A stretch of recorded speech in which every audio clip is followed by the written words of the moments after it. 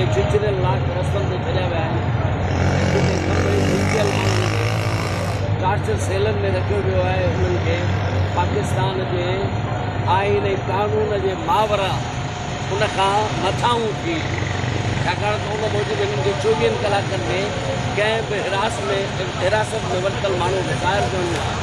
हीउ जेको झंगल जो कानून लागू कयो वियो आहे ऐं असांजे भेनरुनि सोरठ लोहार ऐं ॿियनि जी अॻुवाणीअ में ऐं ॿियनि सियासी धुरियुनि ऐं अदीबनि ऐं सिविल सोसाइटी जे माण्हुनि जी जेका जदोजहद शुरू थी आहे, उन रियासती तशदुद जो ख़ौफ़ माण्हुनि मां कढी छॾियो आहे। हाणे सिंध जो ॻोठ जेको आहे उहो एहतजाज जो मर्कज़ बणिजी वियो आहे।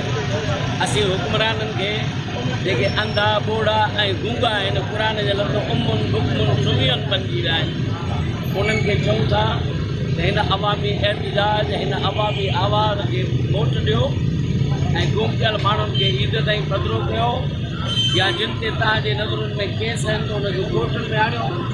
ॿी सूरत में ईद खां पोइ हीअ तहरीक जंहिं तूफ़ान जो रूप अख़्तियार कंदी ऐं उनजा ज़िमेदार हुकुमरान हूंदा।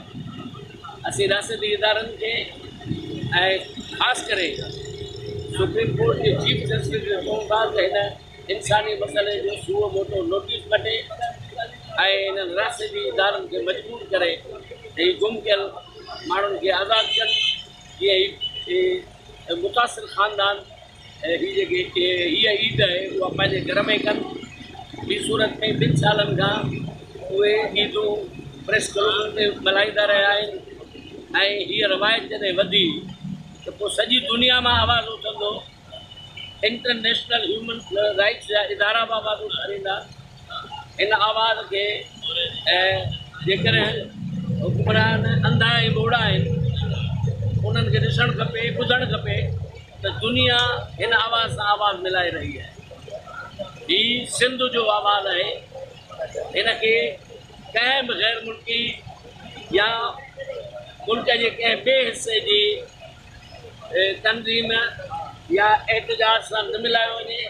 हीउ ख़ालिस सिंध जो एहतजाज आहे। पर जिते बि को मज़लूम, जंहिं बि सूबे में को मज़लूम असांजे माण्हुनि वांगुरु क़ौमी आवाज़ु उथारींदे गिरफ़्तार कयो थो वञे त असीं उनजे एहतजाज में उन्हनि सां गॾु आहियूं। बाक़ी हीअ जदोजहद असांजी पंहिंजी आहे सिंध जे माण्हुनि लाइ ऐं हीअ जदोजहद ख़ामोश न थींदी ऐं नतीजनि ताईं जारी रहंदी।